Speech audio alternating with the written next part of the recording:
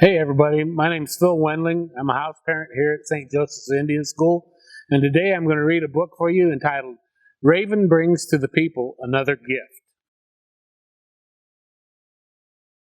Enormously pleased with bringing light to the people, the light of the sun, the moon, and stars, Raven couldn't begin to imagine what his next task could be. Perhaps the people would need nothing else, so nothing else would be required of him. Perhaps he could learn how to change his feathers from black to white again. He hadn't anticipated that complete change in color. Now when he flew, he disappeared, camouflaged by the night sky. Every dawn, Raven perched on a mountaintop to patiently await the sun who gave the people so much joy. And every dusk, he perched by a lake shore to patiently await the moon who gave everyone such comfort.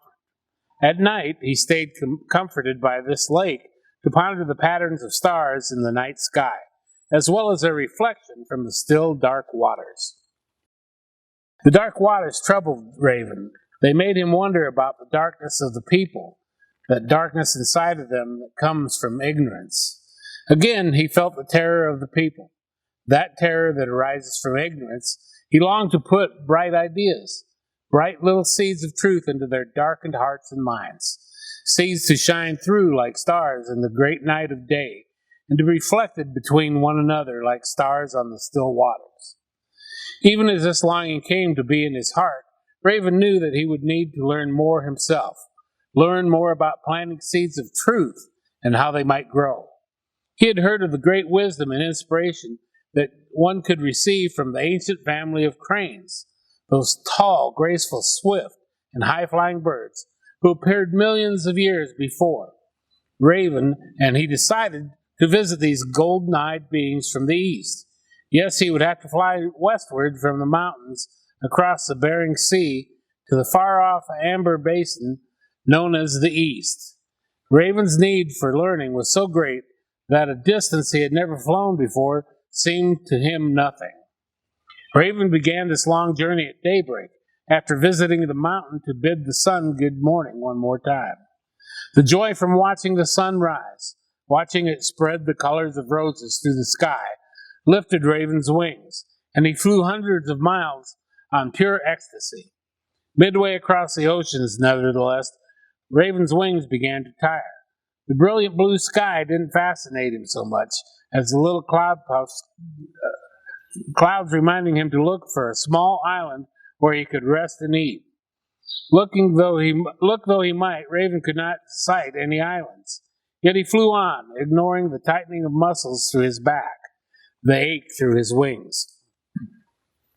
On and on Raven flew, until he realized that he was now flying against the wind. This slowed his speed, and his wings had to work harder. Then the little cloud puffs began to gather and thicken. They grew darker as they filled with rain. Suddenly, before he knew it, Raven was pushed backward in his flight from the strong force of an oncoming cloud.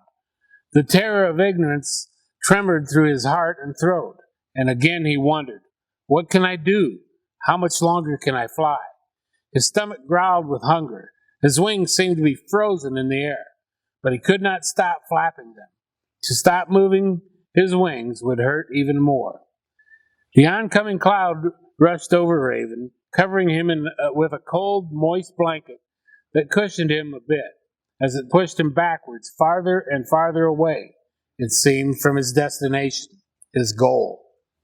Raven could do nothing but let his mighty cloud carry him backward, and as he was carried backward, he also felt further and further downward, never quite reaching the bottom of the cloud. He also felt his wings becoming heavier and heavier with rainwater. He had no idea where he was or why, no hint of where he was drifting. And for the first time in his life, Raven wondered if he would fail in his task.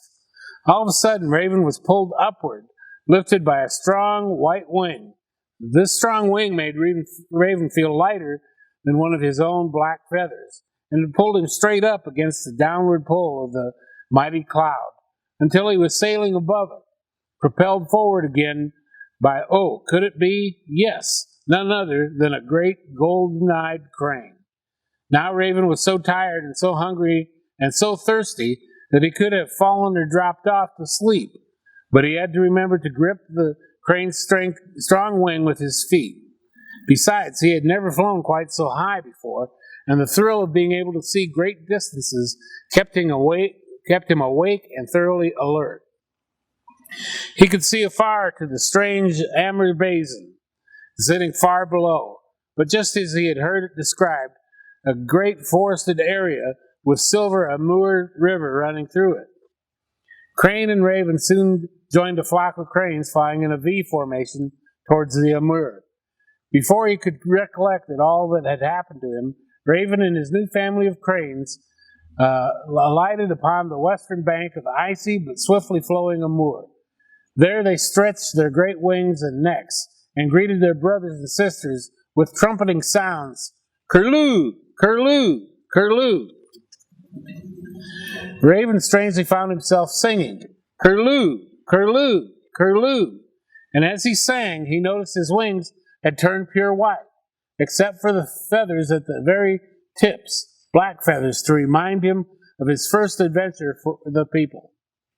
He also found himself almost eye level with the golden eyes of the other cranes, and began to hear what their eyes spoke. Welcome, dear lost brother from the west. Then in the golden eye of the crane, who had borne him up and homeward, Raven saw himself reflected. He too had golden eyes, as bright as pools in the sun, a white body and a red crown of feathers on his head like the others. Indeed, he had grown taller, much taller. He would no longer fit into his nest at home. Immediately he wanted to learn what had happened, and to ask all the questions that accumulated in his head. As if reading his mind and heart, the great crane who had borne him spoke. Welcome, Raven. Your journey itself has taught you much, for already you know how seeds grow. You've experienced it. What? Responded the still perplexed Raven. Yes, as soon as you began your journey, continued the great crane, you became like a seed of light carried through the air by pure joy. This joy nourished you for a while, but soon you needed other sources of food and rest. At first, explained the crane, you didn't need the light to grow. Rather, darkness and moisture were enough. The darkness and moisture provided by that mighty cloud. By cloud's nurturing, you were drawn backward through history and drawn through memory to a place where you could rest secure, just the way seeds put out roots to reach downward into the earth for rest and good. When the life from this nurturing was ready to sprout, you were sent upward, like the first brave shoots of green in spring, shoots that can reach for the light above, that calls to the light within darkness, light born inside the tiny seed. This light called you out of the darkness, like a mother calls her son and daughter, and you were danced upward toward the sun again, and forward toward your life's task. You were also joined to a community of high sprouters like yourself, so that you could speak light and share light with one another. Finally, you were taken to a river to remind you that seeds need both light and water. You were given the sounds of love and the touch of recognition that light within a seed needs in order to endure and prosper. You know now how seeds grow. Ah, yes, thank you, wise one, but I still do not know how seeds of truth could be planted in the minds and hearts of people, much less what piece of truth each person needs to receive, questioned Raven. Ah, for this you must remain longer with me, responded the wise crane. Yet now you know now that seeds of truth are planted in the minds of people as they sleep. They are planted in the forms of dreams. And these dreams carry longings for learning in the heart. The way your dream made you long to learn more as you pondered the patterns of the stars in the night sky and wondered about the reflection from the still, dark waters. Epilogue. That night, as Raven slept, he dreamed, and this is his dreams. He was back home, dozing by that still lake wherein the moon could always see herself whenever she wanted, when for no seeming reason at all, a pine needle dropped on his drowsy head and awakened him. He awakened to see a graceful, bed-crested crane with golden eyes emerge from the lake, fresh from dipping for fish. The crane caught Raven's eye and began to speak. Hello again, lost brother from the west. I'm glad to see you living out the truth you have received. What? Responded the perplexed raven. Yes, you are resting like the vessel that the people make from lumps of clay. It is in this empty space that makes it useful. Do you mean my gift of truth is invisible? Asked the still confused raven.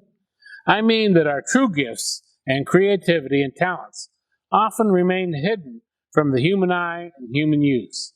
That is how we are truly useful. That is how the human community is truly served by us.